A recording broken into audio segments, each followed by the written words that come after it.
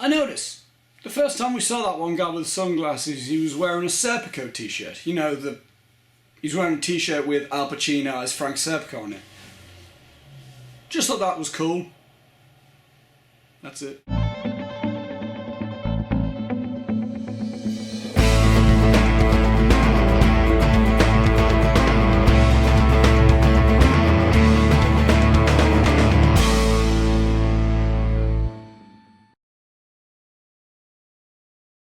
Hello everybody, I am Oscar from Heel Pictures, and today I'm going to be reviewing another foreign film, and that is Ong-Bak, which is a Thai martial arts film which stars Tony Jaa. And Tony Jaa, from what I've been hearing, is the latest new up-and-coming in the martial arts genre.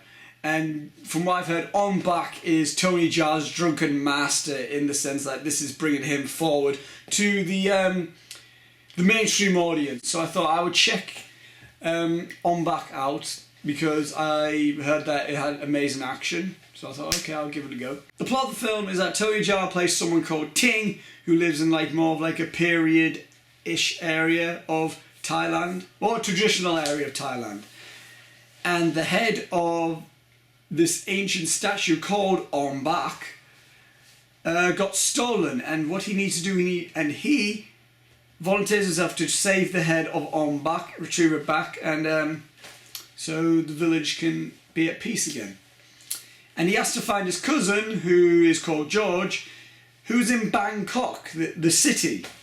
And the whole film is basically Tony Jaa and this guy called George try to find the head of Ong-Bak. What do I think of it? Well, this film certainly has amazing action, and obviously that's all about this film has going for it. Now, I'm not bad-mouthing Ong-Bak. Let me explain. I'll get the negatives out the way, then I'll go through with the positives. The negatives, well, the acting, it's not good. Is really not good. Tony Jaa's not a character. Tony Jaa's not Ting. He's Tony Jaa. He's a fighting guy. That's basically it. And the character Ting is not really a character. It's really just bland. The character of George, he grew on me. He was cheesy, but he was like a fun type of cheesy, like that type of character. The actress who played Mwai, I wasn't sure if I think it's Mwai or Mwai.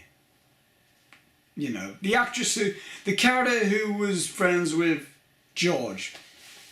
Her character, it might be the actress or just the character, but no, it was the actress. Yeah, she was annoying. Every time I heard her voice, I just wanted to rip my ears out. I was like, shut up. God damn it, man. The first villain, I guess we see, the guy with the sunglasses, the guy who was on about with the Serpico t-shirt.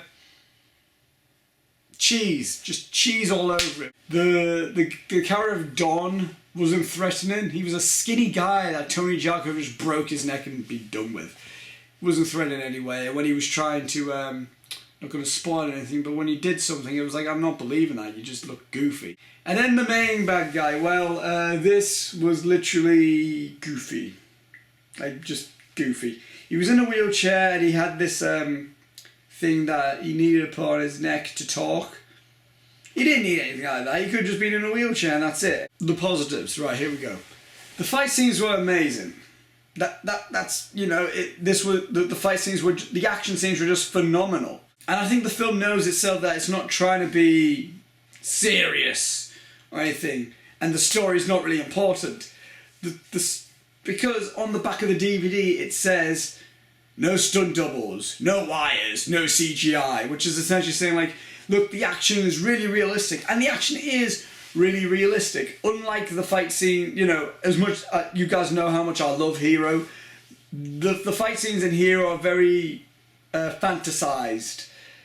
The fight scenes in Ong-Bak are very realistic, and I mean every hit I found myself more than once going oh and oh. Yeah, you can tell that this film is essentially a demo reel for Tony Jaa, because Tony Jaa's character, he's invincible.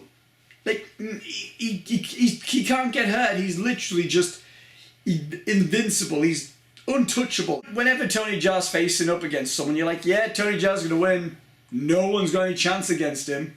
Not at all. The editing choice as well, it's like, it shows one really cool action scene, and then it shows that exact same action scene in another angle, then the same action scene in another angle, but in slow motion. It's really demo-reely, but it's really cool. It's a really cool way to show it, I guess, you know, because the film is literally just saying, look, we're doing really cool action scenes, and the action scenes are phenomenal. The story is very secondary, which I'm not usually a fan of, but the action is some of the best action I've seen, so I can forgive it. Another thing I actually did like was the concept of the story, you know, like this ancient thing got stolen, and you know, this guy has to try and save it. That's a really cool concept. They just focus more on the action than the actual concept of the film. Another positive I had for it was like, it was cool to see, even though the character of George kind of changed his opinion on saving Ong-Bak like that, it was really, and you know, just to see the passion that George and Ting had to try and save Ong-Bak was really cool. But overall, this film is literally just fight, fight, fight, fight, fight scene with some story in the middle. And the villains are weak. The acting isn't good. And yeah, as I said, this is essentially just a demo reel of amazing action. Overall, I'm going to give Ong-Bak a thumbs in the middle. Would I say don't bother watching this film and just watch the fight scenes? You know, no. I would say watch the actual film, because, you know, it's cool to see some passion that the characters do have, and you know, the character of George is cheesy, so there you go, he's fun. So just watch the film. Yeah, I would recommend watching, even though I give it a thumbs in the middle, because honestly, I'll be honest with you, if it wasn't for, you know, the little bit of passion behind the character's motivation, and if it wasn't for the phenomenal action scenes, I would give this film a thumbs down. So guys, thanks for watching this review. Have you guys seen Ong-Bak? If you have, comment below, let me know. We'd like to have a discussion about it. If you're interested in seeing this, I hope this review influenced you in some way or another. The links are down below for Twitter and Facebook for me, as well as the rest of the Heel Pictures crew. Until next time, everybody, I shall see you later, and see ya.